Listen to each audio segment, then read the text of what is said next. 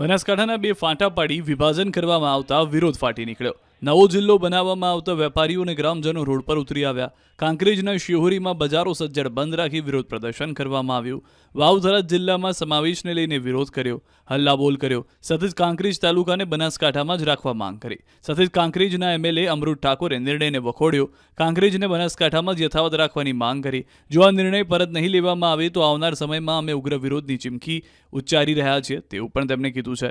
મારા મત વિસ્તાર કાંકરેજ તાલુકાને થરાદ જિલ્લામાં જે સમાવેશ કર્યો છે બાબતને હું વખોડી કાઢું છું।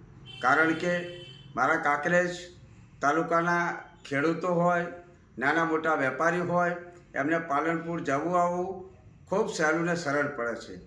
નાના મોટા ધંધા સાથે સંકળાયેલા લોકોને પણ જવું આવવું ખૂબ સહેલું ને સરળ પડે છે। જ્યારે થરાદ જવું ખૂબ જ